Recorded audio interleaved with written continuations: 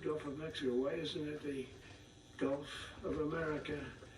And I made the change, and it went smoothly. I mean, we had a couple of fake news outlets that refused to make the change. And then one of them, AP, took us to court, and we won. And the judge, who was a somewhat liberal judge, said, the name is the Gulf of America, because AP refused to call it the Gulf of America. They wrote, they're not a good outfit, by the way. They call it the Gulf of Mexico. I said, no, the Gulf of America is the name.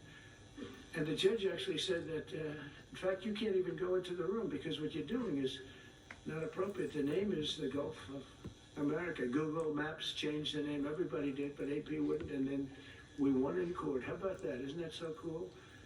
The Secretary Hicks has beautifully described the name change reflects far more than the shift in branding. It's really a historic reassertion of our purpose and our identity and our pride. That's when we go with the word war. And you know, we want war because we want to have no wars, but you have to be there, and you know, sometimes you have to do it. I have settled so many wars since we're here almost 9 months, and I've settled 7, and yesterday we might have settled the biggest of them all, although I don't know, Pakistan, India was very big. Both nuclear powers, I settled that. But yesterday could be the settlement in the Middle East. That hasn't happened for 3,000 years. I said, how long have you been fighting? 3,000 years. So that's a long time. But we got it, I think, settled. We'll see. Hamas has to agree. And if they don't, it's going to be very tough on them, but it is what it is. But all of the Arab nations, Muslim nations have agreed. Israel has agreed. It's an amazing thing. It just came together.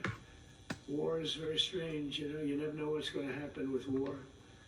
The easiest one of them all is Putin. I said, number one, it's a war that would have never happened if I were president, if the election weren't rigged. If I were president, that war would have never happened. Not even a little chance. And it didn't happen for 4 years. But I knew Putin very well, and I thought that would be easy because I know him so well. Well, that one turned out to be the hardest of them all. We had some that were not settlable, and they all got settled. So if this works out, that we did yesterday with the Middle East, then that's more than a war. That's lots of wars. That's all combined. That's a lot of wars. Many of you were over there in many different capacities in many different countries. That's a big part of the earth. But if that works out, it would be 8+. I'm going to give myself 2 or 3 for that one.